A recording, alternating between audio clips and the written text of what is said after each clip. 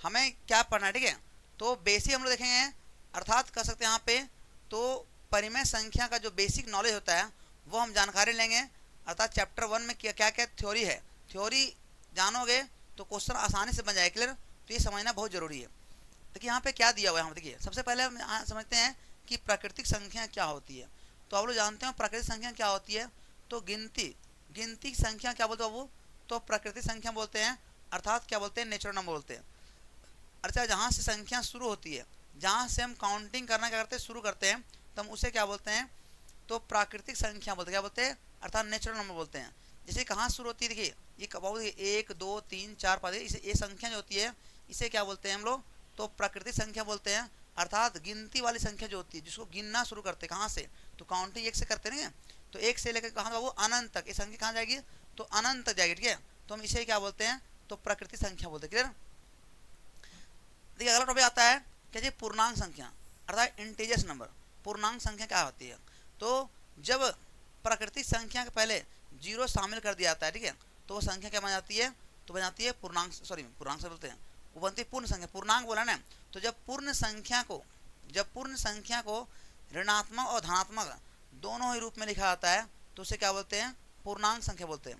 वह पूछा गया है कि जब यहाँ पे करा है, जब पूर्ण संख्या को ऋणात्मक तथा धनात्मक दोनों, ऋणात्मक और धनात्मक दोनों ही रूप में वो लिखेंगे तो उसे क्या बोलेंगे, हम बोलेंगे क्या बोलेंगे, पूर्णांक संख्या बोलेंगे। देखिए ये देखिए पूर्ण संख्या यहाँ शुरू होती है ना, 0 1 2 3 इसे चलती है। तो जब पूर्ण संख्या को हम माइनस के रूप में लिखेंगे और प्लस के रूप में लिखेंगे तो हम इसे क्या बोलेंगे, तो पूर्णांक संख्या बोलेंगे, क्लियर। तो पूर्णांक समझ में आ गया होगा, इंटीजर्स नंबर समझ में आ गया होगा। पूर्ण संख्या की बात करें तो जब प्राकृतिक संख्या के पहले जीरो शामिल कर दिया जाता है तो संख्या क्या बन जाती है, तो पूर्ण संख्या बन जाती है, ठीक है। तो आपका हो जाता है पूर्ण संख्या, लेकिन पूर्ण संख्या दिया नहीं है तो पूर्णांक बुझ गया, परिमेय समझ में आ गया है ना, सॉरी प्राकृतिक समझ में आ गया। अगला दिया परिमेय संख्या, तो परिमेय किसको बोलते हैं, अर्थात वो क्या होती है, रेशनल नंबर, क्या होती है, तो ये रेशनल नंबर। अर्थात करें ऐसी संख्या जिन्हें हम पी बाय क्यू, क्या चीज, तो पी बाय क्यू के रूप में लिखते हैं, ठीक है। जहाँ पी और क्यू क्या बोला है, एक पूर्णांक संख्या होती है एवं करें क्यू नॉट इक्वल टू 0 होती है, तो उसे क्या बोलते हैं हम लोग, तो परिमेय संख्या बोलते हैं, ठीक है। बिल्कुल जैसे कह सकते हैं यहाँ पे क्या देखिए, हम क्या बोले कि ऐसी संख्या जिन्हें हम क्या पाओ पी बाय क्यू, अर्थात कह सकते हैं यहाँ पे 3/4 हो गया, या तो क्या 2/3 हो गया, या तो कह सकते क्या चाहिए 5/7 हो गया, ठीक है। तो इस रूप में अगर लिखते हैं तो वो संख्या बाबू क्या कहलाती है, तो कहलाती क्या चीज़, परिमेय संख्या कहलाती है। वही लिखेंगे कि जब है ना ऐसी संख्या जैसे पी बाय क्यू, ये पी बाय क्यू हो गया, ये पी बाय क्यू है मित्र, देखिए ये पी बाय क्यू है, तो इस रूप में कोई जरूरी नहीं माइनस में आएगा, माइनस हो गया 3/2 हो गया। तो जितना संख्याएं होती है ये सब के सब क्या है, तो परिमेय संख्या, ठीक है। बिल्कुल तो हम कह सकते हैं कि परिमेय संख्या किसे बोलते हैं, तो जब किस संख्या को पी बाय क्यू के रूप में लिखते हैं तो हम उसे क्या बोलते हैं, तो परिमेय संख्या कहा जाता है, उसके लिए याद रखना। देखिए आगे समझिए, अगला आगे यहाँ क्या पूछा गया है, कराए क्या चीज, कराए पुनरावलोकन, कराए क्या देखिए रिसेप्सुलेशन अर्थात पुनरावलोकन। तब पुनरावलोकन सेंस क्या, देखिए इसमें क्या क्या समझिएगा अपने, कराए ऊपर दिखाए गए संख्या रेखा और दिख रहा है, हम क्या निक्सन निकालते हैं, देखिए ये संख्या हम क्या देखते हैं, देखिए ये संख्या क्या है, तो ये संख्या क्या है, माइनस के रूप में भी है और प्लस के रूप में है। अर्थात में कह सकते हैं ये संख्या देख रहे हैं, इधर प्लस में पॉजिटिव हो गया, इधर क्या होगा नेगेटिव हो गया। तो वही पहला कि सबसे बड़ा कोई पूर्णांक नहीं है, सबसे बड़ा कोई पूर्णांक नहीं है, सबसे छोटा कोई पूर्णांक नहीं, दो चीज, सबसे बड़ा भी हो कोई पूर्णांक नहीं है क्योंकि ये संख्या अनंत होती है, अब कहाँ तक होगी ये कहना मुश्किल है, ठीक है। तो आने वो पूर्णांक संख्या क्या बोलते हैं हम, जिसको हम लोग प्लस और माइनस दोनों ही रूप में लिखते हैं उसे क्या बोलते हैं, पूर्णांक संख्या बोलते हैं, क्लियर। तो इसका अर्थ ये हुआ कि ये संख्या सो ना तो कोई बड़ा होती है और ना ही तो छोटा होती है, क्लियर। बिल्कुल आगे कह रहा है, कह रहा है संख्या रेखा पर स्थित, देखिए संख्या रेखा हो गया, कह रहा है संख्या रेखा पर स्थित कोई भी पूर्णांक अपने बाईं ओर के पूर्णांक से क्या होती है, बड़ी होती है। देखिए इधर हो गया बाईं ओर, जाहिर बात है जो संख्या रेखा पर जो संख्या नंबर है, तो जो जीरो के पहले यानी 0 1 2 इधर हो गया ना, तो ये सब जो जीरो से दायां होगा, जो जीरो के दाईं ओर संख्या होगा ये हमेशा इनसे क्या होती है, बड़ी होती है। ऐसे एक दिया, माइनस में 1 दिया प्लस में 1 दिया, तो प्लस 1 जो होगा वो जाहिर बात है -1 से क्या होगा, बड़ा ही होगा। सर 2 दिया है तो 2 जो होगा वो जाहिर बात है -2 से क्या बड़ा होगा। तो इसका अर्थ ये हुआ कि ये जो संख्या उधर रखाई संख्या 2 हो गया, तो 2 जो है सो क्या है -2 से बड़ा है, 1 जो क्या है तो -1 से बड़ा है। तो वही कह रहा है कि पूर्ण संख्या के दाईं ओर, क्या बोला है, पूर्ण संख्या के दाईं ओर जो भी संख्या होता है वो बाईं ओर से क्या होता है, हमेशा बड़ा होता है। क्लियर? तो याद रखना बात को। तो आया क्या बोला है, कह रहा है संख्या रेखा पर स्थित, संख्या रेखा पर स्थित, कह रहा है कोई भी पूर्णांक अपनी दाएं ओर के पूर्णांक से बहुत छोटी होती है। बिल्कुल। तो संख्या रेखा पर स्थित कोई पूर्णांक जो होगा, कोई पूर्णांक अपने दाईं ओर, जो भी दाईं ओर होगा, सर कहने से ये हुआ देखिए -2 की बात करें तो -2 जो होता है, -2 है इससे ये इसका दायां हो गया बायां हो गया, तो -2 जो है वो -1 से क्या अंदर आना, छोटा है। वो देखिए दाईं ओर के पूर्णांक से छोटी होती है। -3 जो सो -2 छोटा है, इस तरह -1 जो है सॉरी 1 जो है वो क्या है 0 से बड़ा है, यानी 0 जो है वो क्या है 1 से छोटा है। तो वही बोला है जितना भी संख्या बाईं ओर होती है वो हमेशा क्या होती है, दाईं ओर से क्या होती है, तो छोटी होती है। क्लियर? ये बात हो गया। दूसरी बात कह रहा है दो क्रमिक, क्या बोला है, कह रहा है दो क्रमिक पूर्णांकों के बीच कोई अन्य पूर्णांक नहीं होता है। ये पूछा गया कि दो क्रमिक पूर्णांक के बीच, क्या बोला है कि दो क्रमिक पूर्णांक के बीच कोई अन्य पूर्णांक नहीं होता। ठीक है?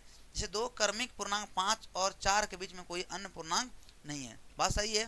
क्रमिक बोल दिया, लगातार कहने से क्या है, क्रम। तो क्रमिक किसको बोलते हैं, 1 2 इसे क्रम में हो गया, तो इसके बीच में तो जाहिर बात पूर्णांक संख्या आएगा नहीं, पूर्णांक संख्या आएगा नहीं, क्योंकि पर आएगा, फिर आएगा पॉइंट में आएगा, फिर आगे हो गया परिमेय संख्या। ऐसे 4.5 हो गया माइनस में, तो ये पूर्णांक संख्या नहीं होगी, परिमेय संख्या होगा। क्लियर? तो पूर्णांक संख्या इसके बीच में कोई नहीं आती। क्लियर? तो ये बातें रही थोड़ा सा जानकारी बेसिक। बिल्कुल। देखिए आगे समझते हैं नेक्स्ट क्वेश्चन, नेक्स्ट टॉपिक समझते हैं। देखिए यहाँ पे क्या आता है, अगला आता है समतुल्य। क्या है कि समतुल्य परिमेय संख्या कैसे बोलते हैं, समतुल्य परिमेय संख्या अर्थात कह रहा है इक्विवेलेंट। क्या है, कह रहा है इक्विवेलेंट रेशनल नंबर, ये दिया हुआ है। कह रहा है समतुल्य क्या हो गया, परिमेय संख्या हो गया। क्या लिखता है, कह रहा है एक परिमेय संख्या के अंश और हर को एक ही शून्येतर अर्थात नॉन जीरो पूर्णांक से गुणा करने या भाग देने पर हमें दी हुई परिमेय संख्या के समतुल्य एक अन्य परिमेय संख्या प्राप्त होती। ठीक है? ये पूछा गया कि एक परिमेय संख्या के अंश और हर को एक ही शून्येतर पूर्णांक से गुणा करने या भाग देने पर हमें दी हुई परिमेय संख्याओं क्या होती है, समतुल्य एक अन्य परिमेय संख्या प्राप्त होती है। जैसे एग्जाम्पल तो यहाँ लेते हैं, समझिए एग्जाम्पल मान लेते हैं, हमारे पास दिया हुआ इस तरह दिया हुआ है, मान लेते यहाँ दिया है 2/3, क्या दिया मैंने, 2/3 दिया है। तो इसी तरह से अगर हमें समतुल्य लिखना है तो इसका मतलब ये हुआ कि या तो हम एक ही संख्या से गुना करेंगे या तो भाग करेंगे। देखिए हम गुना करते हैं, जैसे मान लो यहाँ 2 दिया है, हम इसमें मन हुआ मेरा कि 4 से यहाँ गुना कर दें, तो 4 ऊपर से किए तो 4 नीचे से करेंगे तो कितना क्या गया, हाँ कितना हो गया, यहाँ 4 दूनी 8 हो गया, नीचे हो गया 12 हो गया।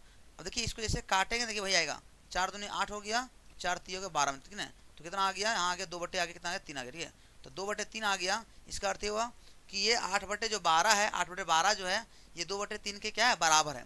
तो वही वो समतुल्य परिमेय संख्या अर्थात ना हम किसी, अर्थात क्या बोला है कि हम किसी परिमेय संख्या के अंश और हर में अगर एक ही संख्या से गुना करते हैं या भाग करते हैं तो वो संख्या हमारी क्या होती है, तो समतुल्य क्या होती है, परिमेय संख्या होती है। क्या होती है, समतुल्य परिमेय संख्या कहलाती है। बिल्कुल।